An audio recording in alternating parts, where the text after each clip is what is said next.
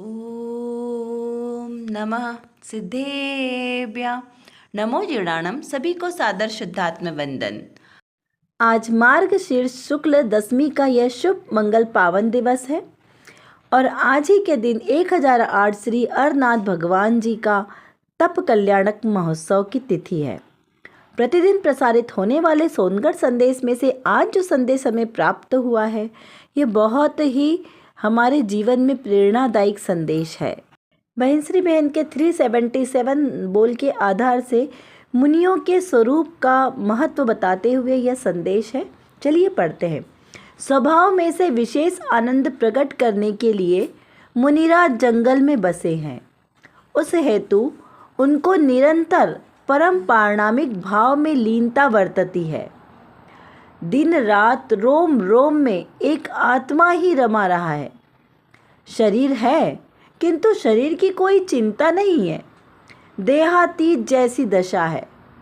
उत्सर्ग एवं अपवाद की मैत्री पूर्वक रहने वाले हैं ऐसे महामुनिराज को वंदन करते हुए यहाँ पर मुनियों की चर्या का महत्व बताया।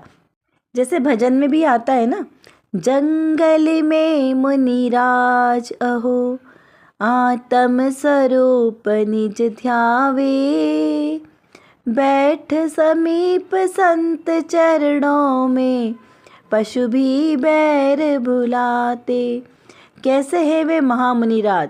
जब जंगल में ध्यान की दशा में बैठे होते हैं तो हिरण आदि पशु भी उन्हें पत्थर समझकर यानी शिला का खंड समझकर उससे अपने शरीर की खाज खुजाते हैं निर्भीकता से। तो ऐसे हैं महामुनिराज। यहाँ क्या बताया कि स्वभाव में से विशेष आनंद प्रकट करने के लिए मुनिराज जंगल में बसे हैं। मुनिराज जंगल में क्यों गए? कई बार लोग ऐसा पूछते हैं ना प्रश्न कि मुनिराज वन जंगल में ही क्या करते होंगे, उन्हें वहाँ एकांत में कैसे लगता होगा, कैसे वो बिना घर के, बिना वस्त्र के, बिना परिवार के रहते होंगे। तो वे मुनिराज वहाँ पे निर्विकल्प रहते हैं, क्योंकि घर में गृहस्थी में तो विकल्प ही विकल्प है, वहाँ पे आनंद नहीं है, दुख ही दुख है। इसीलिए मुनिराज वन जंगल में रहते हैं और उन्हें गृहस्थियों का संग भी अच्छा नहीं लगता। क्यों नहीं अच्छा लगता गृहस्थियों का संग? क्योंकि देखिए, गृहस्थी के साथ रहेंगे तो गृहस्थी क्या बातें करेंगे, घर की बातें करेंगे ना, कि किसके बिजनेस में क्या हुआ, कहाँ पे कैसा उनका व्यापार चल रहा है, घर में ढंग से खाना मिल रहा है कि नहीं मिल रहा है, बहू खाना बनाती है कि नहीं, पुत्र हमारा आज्ञाकारी है कि नहीं है। तो इस तरीके की घर गृहस्थी की बातें ही करेंगे। कौन? गृहस्थी। और जब मुनिराज होंगे तो वो मुनिराज जब आपस में बात करेंगे तो वो क्या करेंगे? आत्मा की चर्चा करेंगे। तो यहाँ पर ये बताना चाह रहे कि जैसा सत्संग होगा वैसी ही वार्ता चलेगी, है ना। इसीलिए तो कहते हैं ना कि हमेशा सत्संगति करना चाहिए, क्योंकि आपको जिस तरीके की संगति मिलेगी वैसा ही आपके आचार विचार प्रकार बनेंगे। इसलिए महामुनिराज वन जंगल में एकाकी रहते हैं। वहाँ पे जो आसपास के जानवर होते हैं ना, उनसे उनको इतना चिंता नहीं होती, क्योंकि बहुत से बहुत वो एनिमल्स क्या करेंगे, शेर आदि का आ गए, क्रूर पशु आ गए तो बहुत से बहुत वो उनके शरीर का भक्षण करेंगे, है ना। और शरीर तो उनका है ही नहीं, क्योंकि उन्होंने शरीर से तो ममत्व छोड़ दिया। तो मुनिराज को जंगल में निर्भीकता है, क्योंकि उन्हें पशुओं से डर नहीं लगता, लेकिन उन्हें गृहस्थियों से डर लगता है। क्यों? क्योंकि गृहस्थी आएंगे तो आके वो अपने घर गृहस्थी की बातें करेंगे, तो इससे उनके उपयोग की क्या होगी? उपयोग उनका बर्बाद होगा, क्योंकि गृहस्थ अपनी परेशानी बताएंगे तो अभी मुनिराज को उनका समाधान करना पड़ेगा, तो उनका उपयोग वहाँ से विचलित होगा ना। इसलिए यहाँ पे मुनिराज गृहस्थियों के साथ ना रह के वन जंगल में रहना ज़्यादा अच्छा समझते हैं। तो वे मुनिराज अपने आत्म स्वभाव में निमग्न हैं। उनको और कोई काम है क्या? देखो, रत्नकंठ जी शावकाचार्य जी में भी श्लोक है ना कि मुनियों का कार्य क्या है? एकमात्र ज्ञान और ध्यान। ज्ञान ध्यान सिवा नहीं दूजा कोई काम है। कोई काम ही नहीं है उनको, ज्ञान और ध्यान बस। जब उनको विकल्प आया आहार का, तब वो गृहस्थियों के वहाँ पर नगर में आते हैं और आहार लेके तुरंत अपने जंगल में चले जाते हैं। तो उन्हें कोई विकल्प नहीं होता है, आहार लिया तो ठीक है, नहीं लिया तो ठीक है।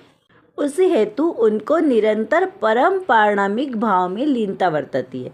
देखिए, परम पारणामिक भाव क्या है? जीव का असाधारण भाव। जीव के 5 असाधारण भाव है। ठीक है ना। उसमें से 4 भाव तो कैसा है, औदाई के, जो कर्म के निरपेक्ष, कर्म के सापेक्ष है, और एक है जो कर्म के निरपेक्ष है, वह है परम पारणामिक भाव। कर्म के निरपेक्ष यानी जिसको कर्मों की कोई अपेक्षा नहीं है। और बाकी के 4 भाव कौन कौन से हैं, औपशमिक, छायोपशमिक, औदायिक और औदैहिक। तो ये जो 4 भाव है ये कैसे, कर्म के सापेक्ष है, कर्म के निमित्त से उत्पन्न होते हैं। और परम पारणामिक जीव का असाधारण शाश्वत स्वभाव है, जो हमेशा रहेगा। निगोद में भी जीव हो चाहे सिद्ध अवस्था में हो, उसका यह परम पारणामिक स्वभाव हमेशा बना रहता है। तो जो महामुनिराज है वो कैसे हैं, अपने शाश्वत स्वभाव में ही लीनता रहती है उन्हें। क्यों, क्योंकि वो परद्रव्य में जितने उनको भाव प्रकट होते हैं वो उसमें कैसा होता है, अपना जुड़ान नहीं करते। क्योंकि औदायिक आदि जो भाव है, 4 भाव, उनके उत्पन्न होने से उनको कोई परिवर्तन नहीं होता। क्यों, क्योंकि उनकी दृष्टि वहाँ नहीं है। दृष्टि कहाँ है, एकमात्र अपने ध्रुव स्वभाव पर दृष्टि है, आत्मस्वरूप पे लीनता है। कितनी कषाय चौकड़ी का अभाव हो गया मुनिराज को, 3 कषाय चौकड़ी का। कौन कौन सी, अनंतानुबंधी, अप्रत्याख्यान और प्रत्याख्यान। तो 3 कषाय चौकड़ी का अभाव होने वाले जो महामुनिराज है वो कैसे है, अपने आत्मस्वरूप में ही लीन रहते हैं। क्योंकि उनको ज्ञान और ध्यान के सिवा और कोई काम नहीं है, सिर्फ अपनी शुद्धोपयोग। जब उनका अंतरात्मा में उपयोग नहीं लगता है तो उतनी देर वो क्या करते हैं, उपयोग से बाहर आके 28 मूल गुणों का पालन और धर्मोपदेश करना, शास्त्रादिक लिखना, ये इतने ही काम है। और कभी विकल्प आया तो आराधिक की जो क्रिया है वाली क्रिया हो, उसके अलावा बाकी सारा समय उनका अपने आत्मलीनता में रहता है, अपने ध्रुव स्वभाव पर दृष्टि पर रहता है। तो इस प्रकार वो अपने परम पारणामिक भाव में उनकी लीनता बरतती है। फिर दिन रात रोम रोम में एक आत्मा ही रमा रहा।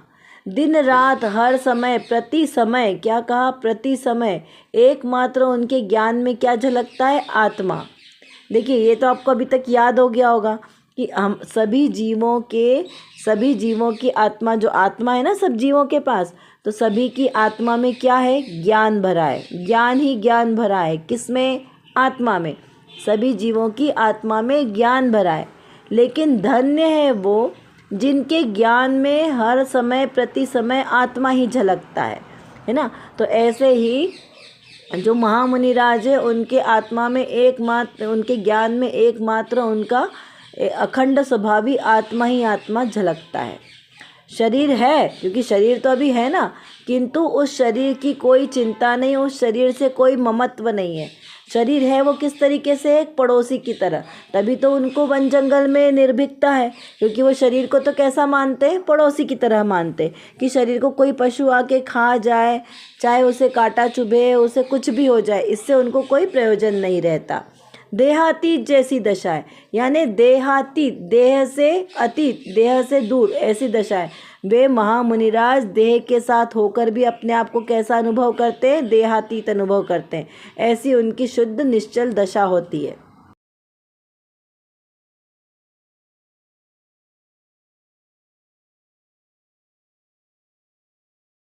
अभी हमने यहाँ पे महामुनिराज के स्वरूप का वर्णन समझा। अब देखते हैं आज की रत्नकणिका में कौन सी विशेष बात आई है।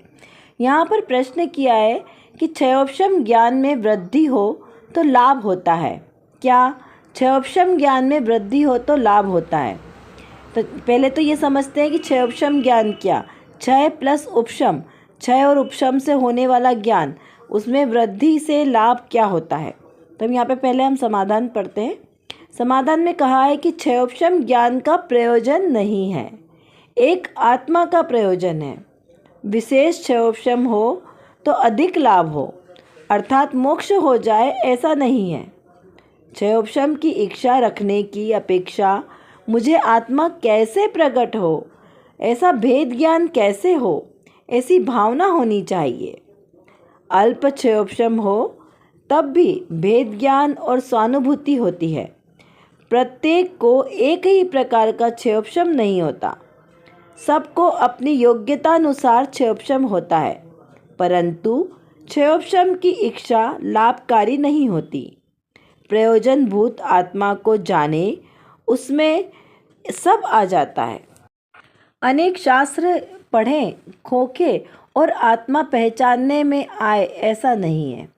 शास्त्र ज्ञान निमित्त बनता है, विशेष जानने का कारण होता है, परंतु क्षयोपशम अधिक हो तभी आगे बढ़ सके ऐसा नहीं है। शिवभूति मुनिराज बहुत कम जानते थे, तथापि वे आगे बढ़ गए।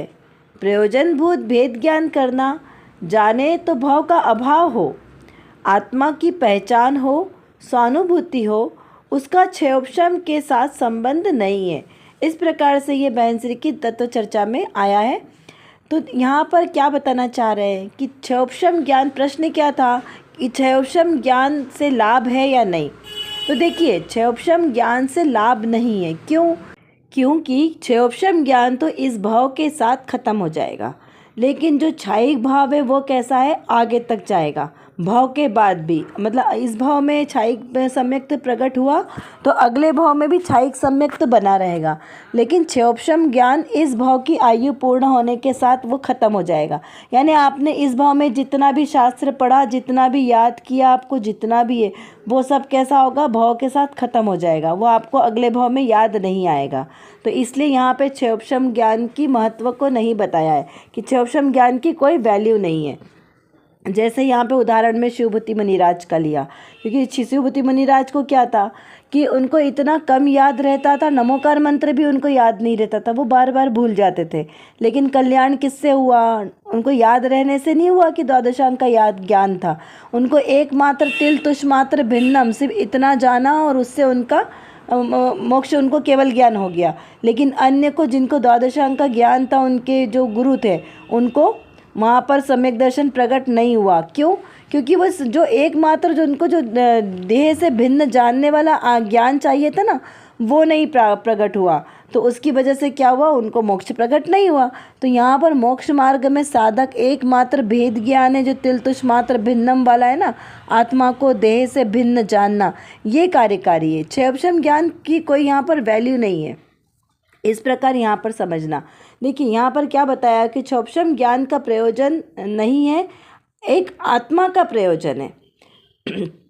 कैसे प्रयोजन नहीं है? तो विशेष क्षयोपशम ज्ञान हो तो अधिक लाभ हो और मोक्ष चला जाए, ऐसा यहाँ पर नहीं है। हमने भी उदाहरण में देखा ना कि इस प्रकार और भी आपको आगम में बहुत सारे उदाहरण मिल जाएंगे अभव्य सेन महामुनिराज का, कि उनको द्वादशांग का ज्ञान है लेकिन वो कोई कार्यकारी नहीं था। फिर यहाँ कहा कि क्षयोपशम की इच्छा रखने की अपेक्षा मुझे आत्मा कैसे प्रकट हो, भेद ज्ञान कैसे हो, ऐसी भावना होनी चाहिए। क्योंकि जो भेद ज्ञान प्रकट करने वाली भावना, मैं आत्मा हूँ तो आत्मा कैसा है, यह जानने की तीव्र इच्छा, यह हमारे लिए कार्यकारी है। संसार शरीर भोगों में सुख नहीं है, तो सुख कहाँ है? सुख मोक्ष में है। तो वो मोक्ष कैसा है, वो मोक्ष स्वरूप आत्मा जो मैं हूँ वो कैसा है आत्मा, तो यह हमें जानना चाहिए। इसकी जानने की हमें तीव्र जिज्ञासा होनी चाहिए, ऐसी भावना होनी चाहिए कि अल्प क्षयोपशम हो तब भी भेद ज्ञान को अनुभूति होती है। अनुभूति के काल में क्षयोपशम की कोई आवश्यकता नहीं है, क्योंकि क्षयोपशम ज्ञान कब काम का है? श्रुत ज्ञान में क्षयोपशम का ज्ञान काम है कि आपने श्रुत ज्ञान यानी शास्त्राधिक पढ़े तो उसमें से आपको कितना ज्ञान याद रहा और कितना नहीं, वो क्षयोपशम ज्ञान का विषय है। लेकिन आत्मानुभूति तो श्रुत ज्ञान से होती नहीं है, मति ज्ञान में होती है, और मति ज्ञान में इनका क्षयोपशम ज्ञान का कोई महत्व नहीं है। एकमात्र हमें आत्मानुभूति करने के लिए भेद ज्ञान आवश्यक है। कैसे? अपने आत्मा यानी जीव द्रव्य से पर द्रव्य शरीर आदि का भेद ज्ञान करना, और समस्त जो पर द्रव्य की समस्त पर्यायों से भेद ज्ञान करना। ठीक है ना? तो प्रति समय हमें चिंतन धारा में क्या होना चाहिए? भेद ज्ञान प्रति समय चलना चाहिए।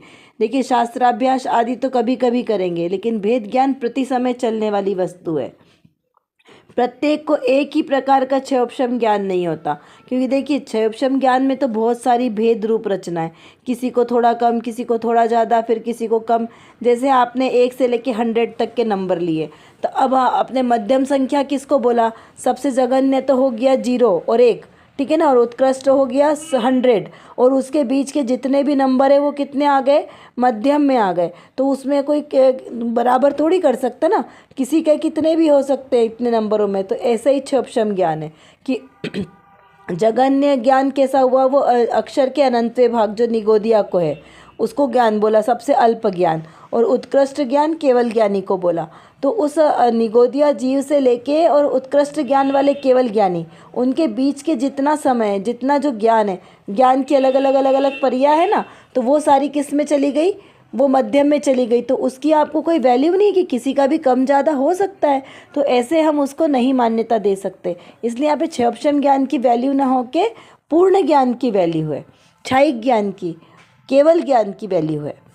इस प्रकार यहाँ पर हमको इसमें समझना है। क्षयोपशम अपनी अपनी योग्यता के अनुसार होता है। क्षयोपशम का इच्छा करना लाभकारी नहीं होता है। एकमात्र प्रयोजनभूत आत्मा को जानने में सब कुछ आ जाता है। ऐसे प्रयोजनभूत तत्वों में भेद ज्ञान करना, जाने तो भव का अभाव हो जाता है। आत्मा को पहचानना तो स्वानुभूति होती है, उसका क्षयोपशम के साथ कोई भी प्रकार का संबंध नहीं है।